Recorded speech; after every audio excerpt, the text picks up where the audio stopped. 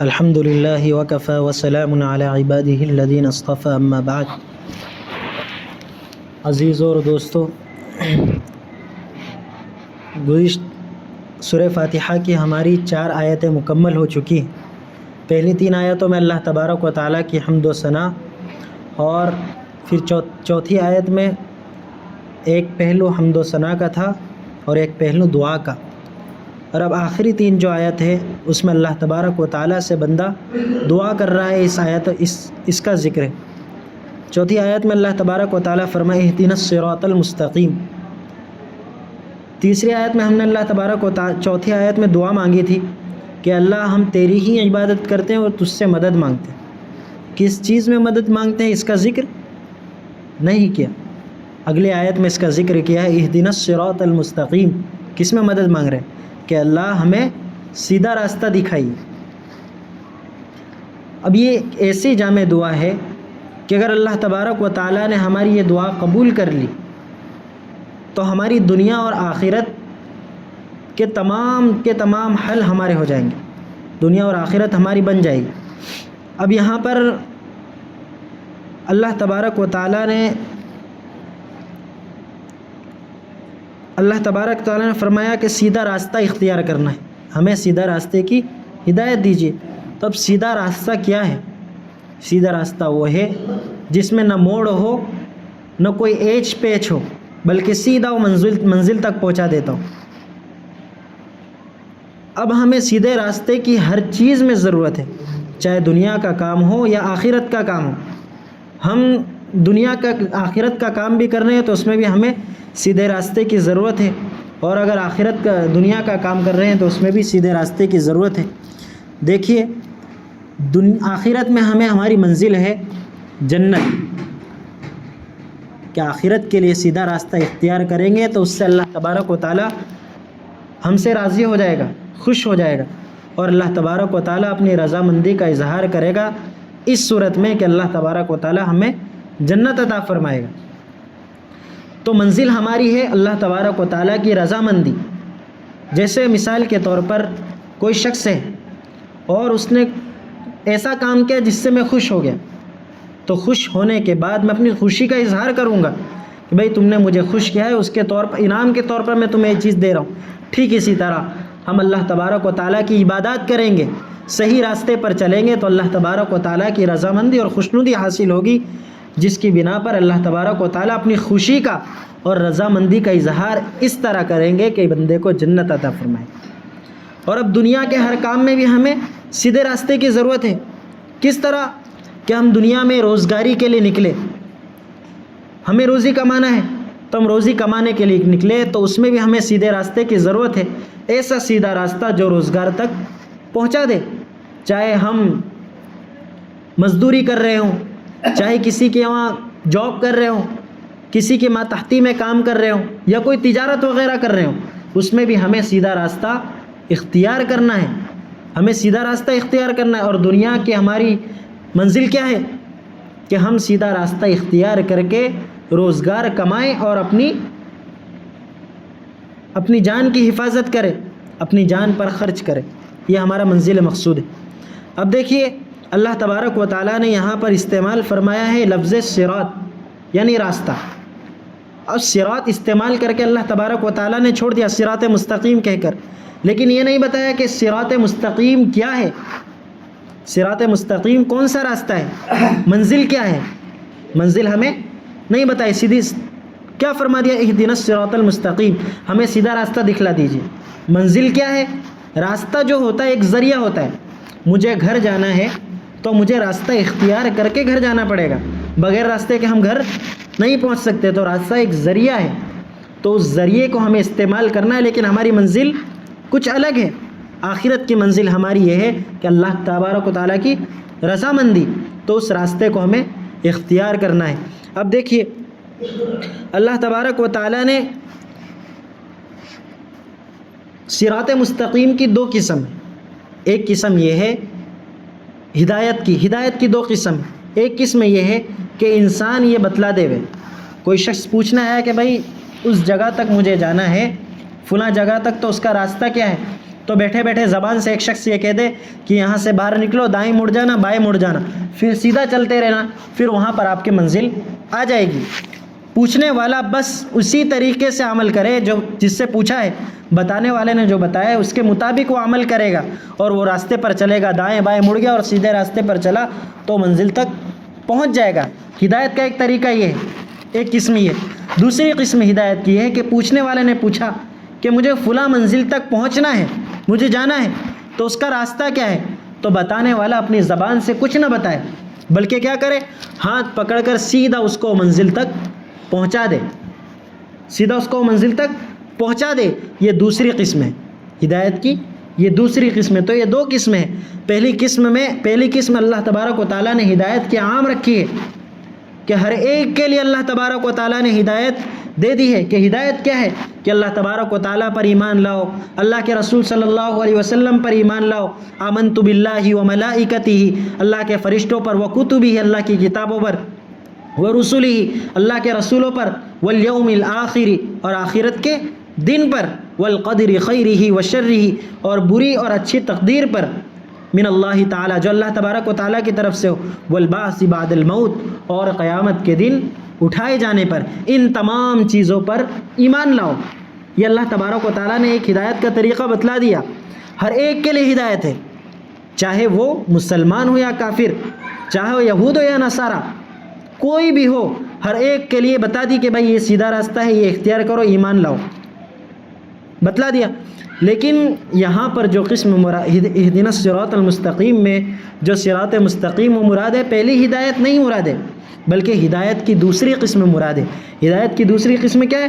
کہ کوئی پوچھنے بتانے والا ہاتھ پکڑ کر اس کو منزل مقصود تک پہنچا دے۔ اللہ تبارک و تعالیٰ نے قرآن کریم میں، اللہ کے رسول صلی اللہ علیہ وسلم کی احادیث میں ہر ایک کو تعلیم دے دی کہ سیدھا راستہ یہ ہے، لیکن وہ سیدھے راستے کو اختیار کرنا ہماری ذمہ داری ہے۔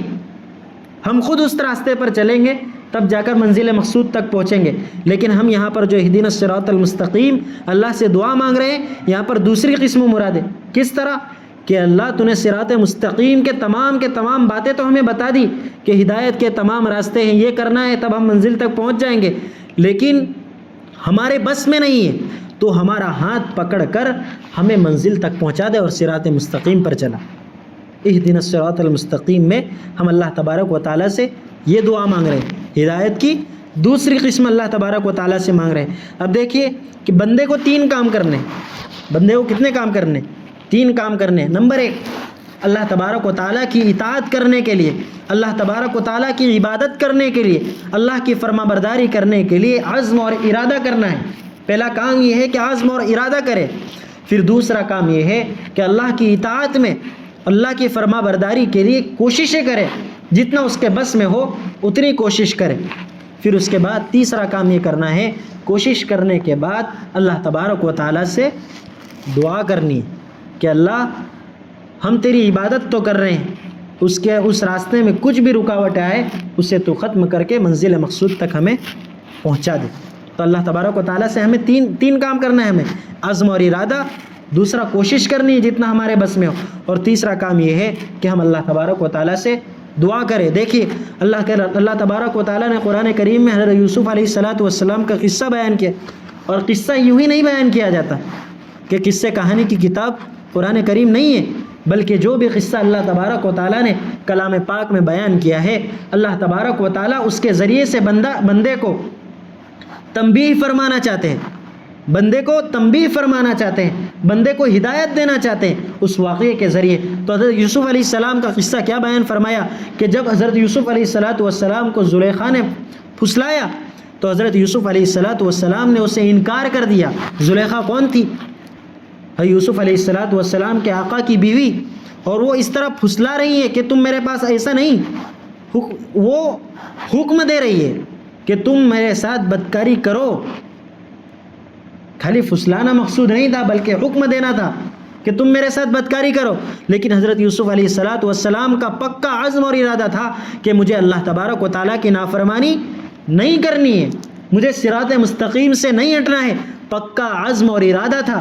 دوسری یوسف علیہ السلام نے کوشش کی کہ جب انہوں نے پھسلانے کی کوشش کی اور ان کو پکڑا تو حضرت یوسف علیہ السلام نے اپنے بس میں جتنی کوشش تھی کہ دوڑ لگائی، سارے دروازے پر تالے لگے ہوئے، لیکن اس کے باوجود بھی کوشش کرے کہ اللہ میرے ذمے تو صرف کوشش کرنا ہے، میں اپنے حد تک اپنے بس میں جتنی کوشش ہے وہ کوشش کروں گا، آگے کام نکالنا، راستہ نکالنا تیرا کام۔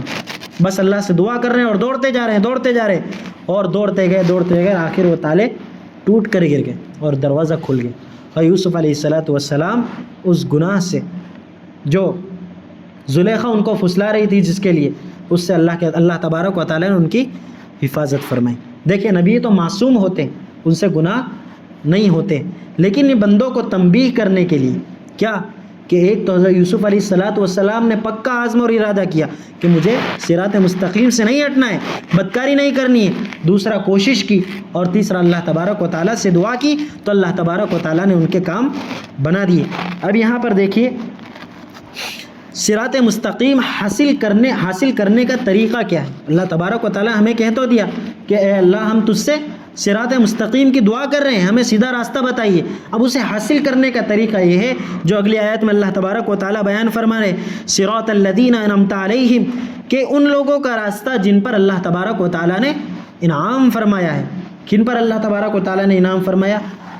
اس میں اللہ تبارک و تعالیٰ نے نہیں بیان فرمایا، لیکن دوسری آیت کریمہ میں ہے فَأُولَٰئِكَ مَعَ الَّذِينَ أَنْعَمَ اللَّهُ عَلَيْهِمْ، کہ وہ لوگ جن پر اللہ تبارک و تعالیٰ نے انعام فرمایا، من النبیین والصدیقین والشہداء والصالحین، کہ نبی ہیں، صدیقین ہیں، شہداء اور صالحین ہیں۔ دیکھیے پیغمبر علیہ السلام کے طریقے کو ہمیں اختیار کرنا ہے، صدیقین کے طریقے کو ہمیں اختیار کرنا ہے، شہداء کے طریقے کو ہمیں اختیار کرنا ہے، صالحین کے طریقے کو اختیار کرنا ہے۔ اس آیت کریمہ سے ہمیں یہ بتلانا مقصود ہے کہ صراط مستقیم پر چڑھنے کے لیے تمہیں اللہ والوں کی صحبت اختیار کرنی پڑے گی۔ کہ ہم اللہ والوں کی صحبت اختیار کریں گے، اس کے بعد ہمیں صراط مستقیم کا پتہ چلے گا کہ سیدھا راستہ کیا ہے۔ تو ہمیں صدیقین، شہداء اور صالحین اور نبیوں کی راستے کو اختیار کرنا ہے۔ اب دیکھیں یہاں پر ایک بہت بڑی غلط فہمی لوگوں میں عام ہو چکی ہے کہ اللہ تبارک و تعالیٰ نے قرآن کریم تو ہم پر نازل فرما دیا، تو ہمیں اللہ والوں کی صحبت کی کیا ضرورت، اللہ والوں کے پاس ہم کیوں جائیں، سب تو اللہ تبارک و تعالیٰ نے قرآن کریم میں بیان کر دیا ہے، تو پھر اس کے باوجود اللہ والوں کے پاس جانا کیا مطلب ہوتا ہے اس کا؟ تو اس کا جواب یہ ہے کہ دیکھیے اللہ تبارک و تعالیٰ نے ہر بار دو چیزیں اتاری، دو چیزیں ساتھ ساتھ میں اتاری۔ اللہ تبارک و تعالیٰ نے کتاب اتاری، تورات، انجیل، زبور، قرآن کریم، یہ تمام کتابیں اتاری، لیکن کتابیں کس کے ساتھ اتاری؟ کتابیں پیغمبروں کے ساتھ اتاری ہے۔ صرف کتاب نہیں اتار دی، کس کے ساتھ اتاری؟ پیغمبروں کے ساتھ کتابیں اتاری ہے کہ وہ کتاب اتارنے کے بعد اس کو سمجھانے والے کی ضرورت پڑے گی۔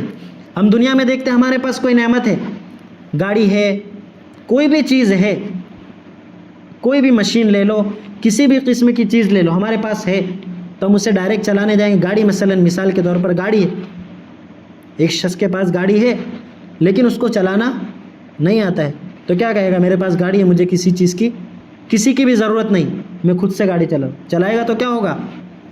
ایکسیڈنٹ ہو سکتا ہے، مر سکتا ہے، جان جا سکتی۔ لیکن اگر اسے بتلانے والا اور اسے سکھانے والا کوئی ہوگا تو ان تمام فسادات سے جو آگے اس کے ساتھ ہونے والے تھے اس سے وہ محفوظ رہے گا۔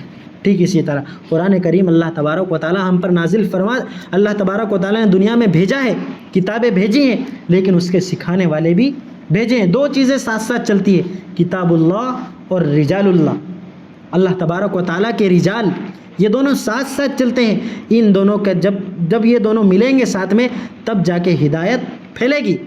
صرف ہم کتاب سے ترجمہ پڑھ لیں گے، اس کو سمجھ لیں گے، نہیں سمجھ سکتے، بلکہ اللہ والوں کے پاس جانا پڑے گا اور ان کو سیکھنا پڑے گا، اس کے بعد ہم اس کے ذریعے سے ہدایت حاصل کر سکتے ہیں۔ اب دیکھیے یہاں پر اس غلط فہمی کا بھی ہمیں ازالہ ہو گیا۔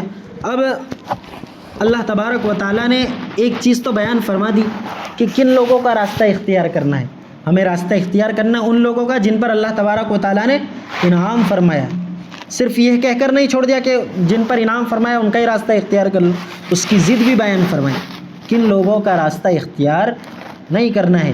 اگلی آیت میں بیان فرماتے غیر المغضوب علیہم ولا الضالین، ان لوگوں کا راستہ اختیار نہیں کرنا ہے جن پر اللہ تبارک و تعالیٰ نے اپنا غضب نازل فرمایا اور جو لوگ راستے سے بھٹک چکے ہیں۔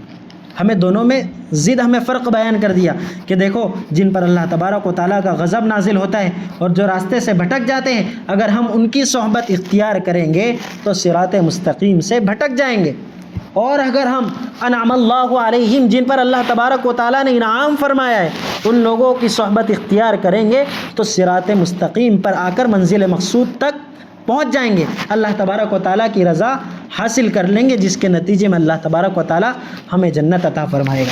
تو غیر المغضوب علیہم ولا الضالین میں یہ بھی بتلا دیا کہ ان لوگوں کا راستہ اختیار نہیں کرنا ہے۔ اب ایک بات یہاں پر یہ یاد رکھنی ہے کہ غیر المغضوب علیہم، جن پر اللہ تبارک و تعالیٰ کا غضب ہے، اس سے کون لوگ مراد ہے؟ غیر المغضوب علیہم ولا الضالین، جن پر اللہ کا غضب ہے، اس سے مراد ہے یہود لوگ، کہ ان پر اللہ تبارک و تعالیٰ کا غضب ہے، اور ولا الضالین سے مراد نصارہ لوگ ہیں۔ تو ہمیں یہود اور نصارہ کا بھی طریقہ اختیار نہیں کرنا ہے، اور جو اللہ تبارک و تعالیٰ کے راستے سے بھٹکے ہوئے ہیں، جیسے کہ آج کل زمانے میں ہیرو لوگ فلمیں بناتے ہیں، ان کے راستے پر اکثر ہمارے جوان لوگ چل رہے ہیں، اکثر ہمارا طبقہ ان لوگوں کے راستے پر چل رہا ہے، تو ہمیں ان لوگوں کا راستہ اختیار نہیں کرنا ہے۔ ہمیں راستہ کس کا اختیار کرنا ہے؟ نبیین، شہداء، صالحین اور صدیقین کا راستہ اختیار کرنا ہے۔ اب یہ بات ذہن میں رکھنی ہے کہ نبی، صدیقین، صالحین کا راستہ ہمارے اللہ تبارک و تعالیٰ نے قرآن کریم میں بیان فرمایا، اولئک الذین انعم اللہ علیہم، اللہ تبارک و تعالیٰ نے قرآن کریم میں بیان فرما دیا کہ صالحین، صدیقین، شہداء کی پیروی کیجیے، ان کا راستہ اختیار کیجیے۔ تو ہمارے ذہن میں کیا بات آتی ہے کہ صرف دین کے کاموں میں نہیں، صرف دین کے کاموں میں نبیوں کا، شہداء، صالحین کا طریقہ اختیار نہیں کرنا ہے، بلکہ دنیا اور آخرت دونوں کے ہر کام میں، ہر چیز میں ہمیں ان لوگوں کا طریقہ اختیار کرنا ہے۔ اللہ تبارک، الحمدللہ آج ہماری سورہ فاتحہ کا اختتام ہوا۔ اللہ تبارک و تعالیٰ نے ہمیں سورہ فاتحہ کے ذریعے جن جن چیزوں پر تنبیہ فرمائی ہے، جن چیزوں کی ہدایت فرمائی ہے، اللہ تبارک و تعالیٰ ہمیں ان پر عمل کرنے کی توفیق عطا فرمائے۔ وآخر دعوانا ان الحمد للہ رب العالمین۔